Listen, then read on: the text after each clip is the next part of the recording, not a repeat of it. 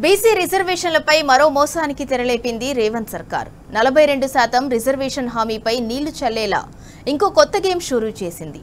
పంచాయతీ ఎన్నికల్లో party quota అంటూ మరో మెలిక పెట్టింది. పార్టీ గుర్తులు లేకుండా జరిగే ఎన్నికల్లో పార్టీ కోటా ఏంటని బీసీ సంఘాలు ప్రశ్నిస్తున్నాయి.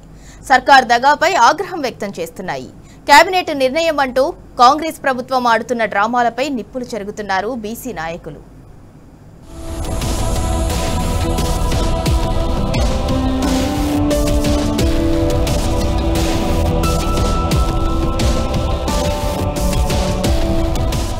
ఆది నుంచి అదే డ్రామా, అడుగడుగునా అదే దగా, పక్కా ప్రణాళికలతో దోకాల మీద దోకాలు. స్థానిక ఎన్నికల్లో బీసీలకు 42% రిజర్వేషన్లపై కాంగ్రెస్ ప్రభుత్వం వైఖరి ఇదే. ఎన్నికల నోటిఫికేషన్ ఇవ్వడం, నిలవదంటూ సుప్రీంకోర్టు వరకు లాగడం తప్పు తమది కాదనేలా తిమ్మిని బమ్మిని చేస్తూ వచ్చింది కాంగ్రెస్ ప్రభుత్వం. ఇప్పుడు పార్టీ కోటా అంటూ మరో దోకాకు పూనుకుంది.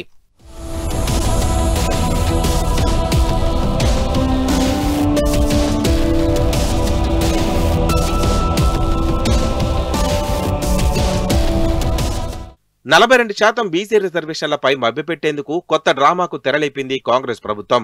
ఎలాంటి పార్టీ సింబల్స్ లేకుండా జరిగే పంచాయతీ ఎన్నికలకు కాంగ్రెస్ పార్టీ రిజర్వేషన్లు ఇచ్చామని కవరింగ్ ఇస్తోంది.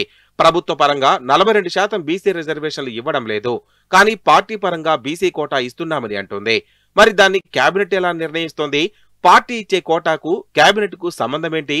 ఇది ప్రభుత్వ నిర్ణయమా, కాంగ్రెస్ పార్టీ నిర్ణయమా? అసలు పంచాయతీ ఎన్నికల్లో కాంగ్రెస్ పార్టీ సింబల్ ఎలా ఉంటుందని ప్రశ్నిస్తున్నారు బీసీ సంఘాల నాయకులు.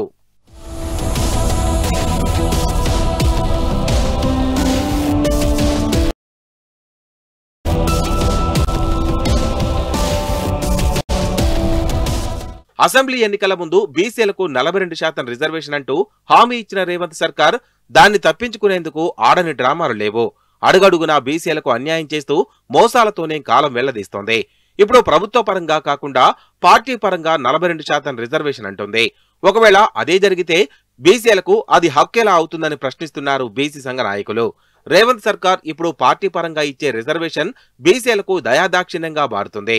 ఇది బీసీలకు అతిపెద్ద శాపంగా మారుతుందని అంటున్నారు రాజకీయ విశ్లేషకులు. హక్కుగా సాధించాల్సిన రిజర్వేషన్ ఏదో ఒక పార్టీ దయపై ఆధారపడడం ఏంటని ప్రశ్నిస్తున్నారు. పార్టీ పరంగా ఇచ్చే రిజర్వేషన్ అందరూ పాటించాలనే రూలు లేదు. అదే హక్కుగా సాధిస్తే అన్ని పార్టీలు దాన్ని పాటించాల్సిందే. దీనికి చాలా వ్యత్యాసం ఉందంటున్నారు. ఒకవేళ పార్టీల పరంగా 42% స్థానాల్లో బీసీలకు అవకాశం కల్పిస్తే మిగతా పార్టీలు అగ్రవర్ణాలకు ఛాన్స్ ఇస్తే అప్పుడు పరిస్థితి ఏంటి? అంగబలం అర్ధబలం ఉన్న వారితో బీసీలు పోటీ పడలేక ఓడిపోయే ప్రమాదం ఉంది. పార్టీ పరంగా రిజర్వేషన్ ఇచ్చేదానికి ఇన్నాళ్లు ఎందుకు నాంచినట్టు, బీసీలను ఎందుకు మోసం చేసినట్టని ప్రశ్నిస్తున్నారు.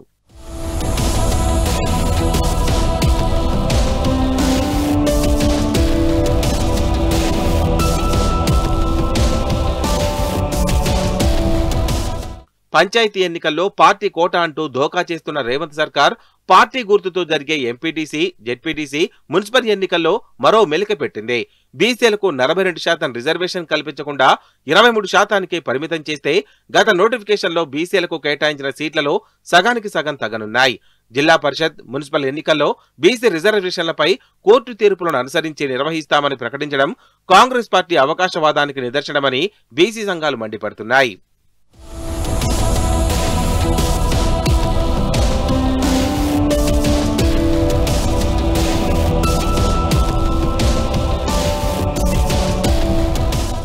రాష్ట్ర కేబినెట్ తాజా నిర్ణయంతో ప్రభుత్వ పరంగా బీసీ రిజర్వేషన్లు 42% నుంచి 23%కు తగ్గుతున్నాయి. మిగిలిన 13% స్థానాలను జనరల్ కేటగిరీలో కల్పనున్నారు.